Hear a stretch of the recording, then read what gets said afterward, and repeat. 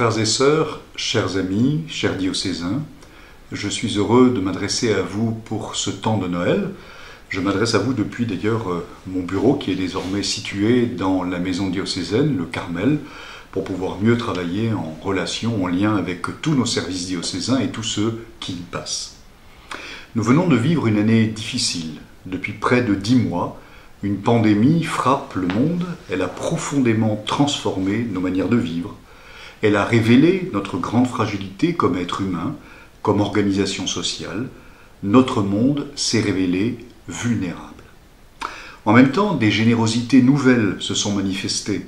Pensons à tous ceux et à toutes celles dont les professions, les métiers parfois négligés, se sont révélés utiles, voire incontournables. Nous les avons même applaudis il y a quelques mois. Notre Église elle-même a dû s'adapter pour continuer à transmettre la foi, pour célébrer, pour servir en accompagnant les personnes malades, seules, en situation de pauvreté. La radio, les moyens numériques sont devenus incontournables pour rester en lien, même s'ils ne remplacent, bien entendu, jamais la rencontre. Merci d'ailleurs pour ce que vous faites, si vous le pouvez, pour nous aider à faire vivre notre Église en ces temps difficiles par vos dons. Dans quelques jours, nous fêterons Noël.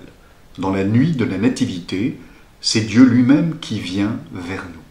Et il vient justement dans la faiblesse et la fragilité. Il vient se faire l'un d'entre nous. Il vient nous porter le salut en nous partageant sa vie. Il vient nous libérer de la nuit et des ténèbres. Il vient nous donner la force intérieure pour avancer et persévérer. Il vient nous donner, oui, la paix intérieure. Il vient nous donner la joie qui est une grâce. Il vient nous permettre de traverser ces temps pénibles et lourds.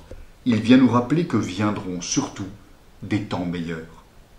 À nous donc d'être des disciples missionnaires que le Seigneur appelle, que le Seigneur Jésus envoie vers les autres pour partager cette espérance.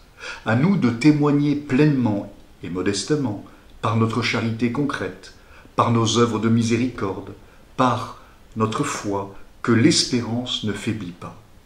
Que nos cœurs soient les crèches où Jésus trouve une place pour être annoncé et partagé.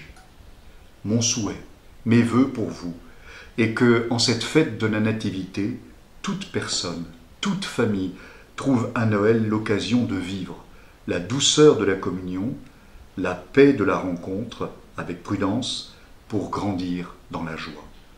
Que la paix et la joie de Noël vous rejoignent tous et toutes par l'intercession de Marie dans cette attente et de Saint Martin, notre patron. Joyeux Noël!